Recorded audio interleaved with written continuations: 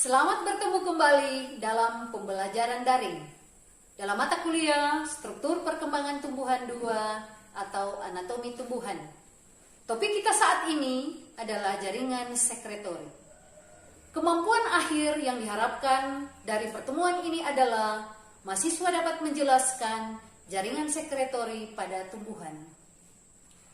Sekresi adalah peristiwa terpisahnya substansi dari protoplas atau sebagian dari protoplas.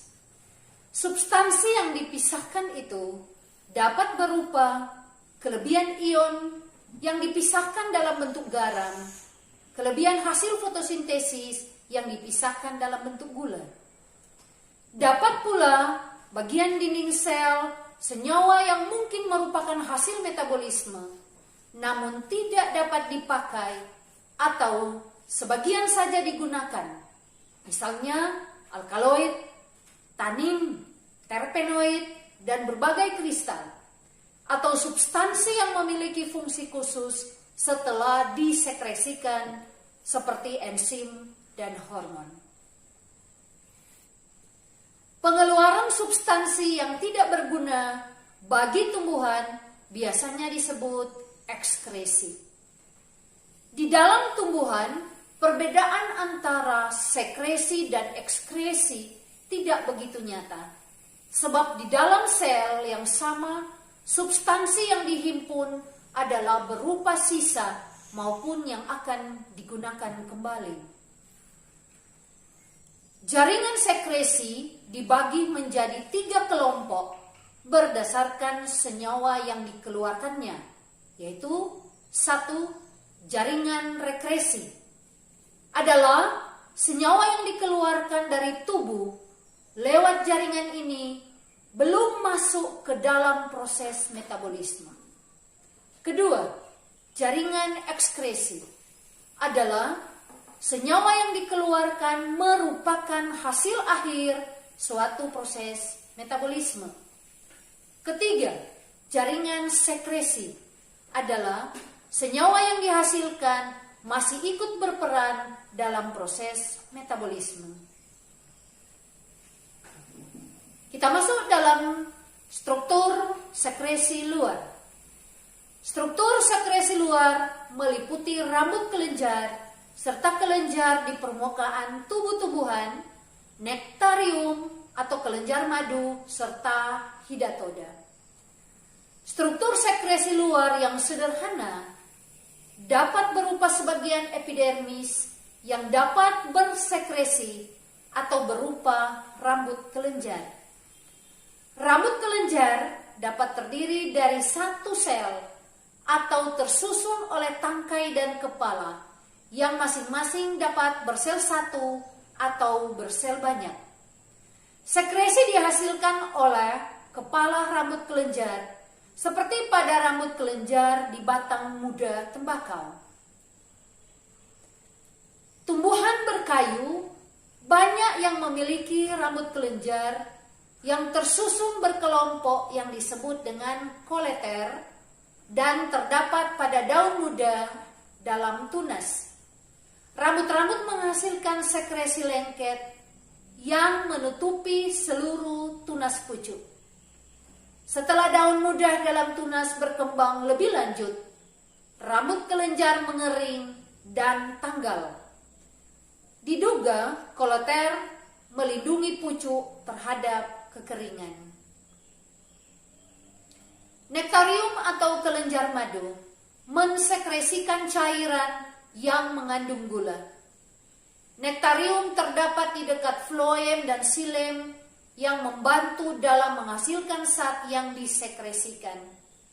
Nektarium ditemukan pada bunga atau di luar bunga. Pada bunga, nektarium dapat berada di kelopak, mahkota bunga, benang sari, bakal buah, atau pada reseptakulum. Nektarium di luar bunga dapat ditemukan pada batang, daun penumpu, dan tangkai bunga. Jaringan yang mensekresikan madu dapat terbatas pada epidermis. namun dapat pula mencakup beberapa lapisan sel di bawahnya. Di sebelah luar jaringan sekresi ditutup oleh kutikula. Hidatoda merupakan bagian daun yang termodifikasi dan biasanya bertempat di ujung atau tepi daun. Gambar ini menunjukkan struktur penampang membujur dari hidatoda. Bagian A adalah epidermis, B adalah epitem, C adalah xilem, dan D adalah stoma.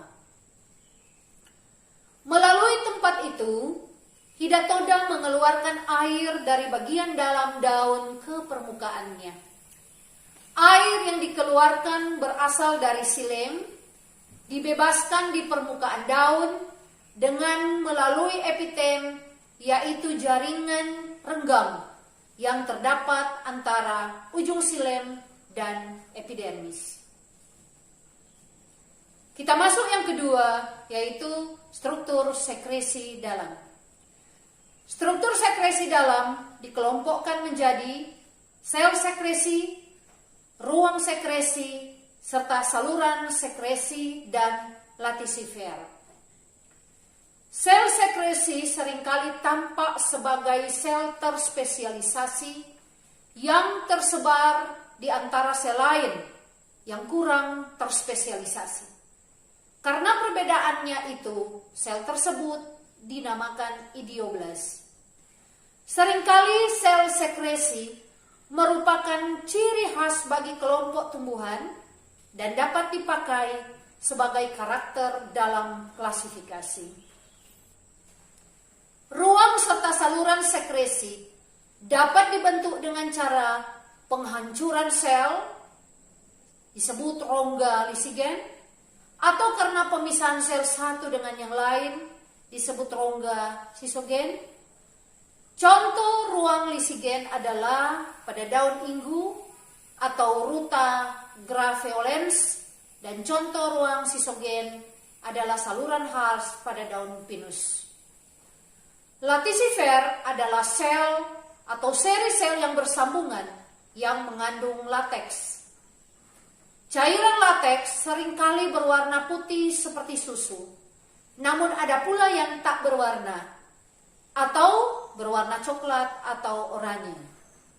Senyawa yang sering ditemukan dalam lateks adalah terpenoid, alkaloid, gula, enzim, kristal, tanin, dan pati. Latisifer dapat dibagi menjadi latisifer beruas dan latisifer tak beruas. Latisifer beruas terdiri dari suatu sel latisifer yang berderet memanjang dan dinding ujung yang larut mengakibatkan terjadinya saluran latisifer yang panjang. Antara saluran satu dengan yang lain dapat terjadi hubungan anastomosis. Di sini terjadi lubang di dinding lateral yang menghubungkan dua buah latisifer yang berdampingan letaknya. Contoh latisifer beruas adalah yang terdapat pada pohon karet atau Hevea brasiliensis. Sebaliknya, latisifer tak beruas berupa sel panjang yang mampu bercabang atau tidak bercabang. Latisifer ini dibentuk di dalam embrio sebagai sel tunggal. Dalam perkembangan selanjutnya, latisifer tak beruas akan memanjang seiring dengan bagian tumbuhan yang menjadi tempatnya, misalnya pada Nerium oleander. Demikian pemaparan materi tentang jaringan sekresi. Sekian dan terima kasih.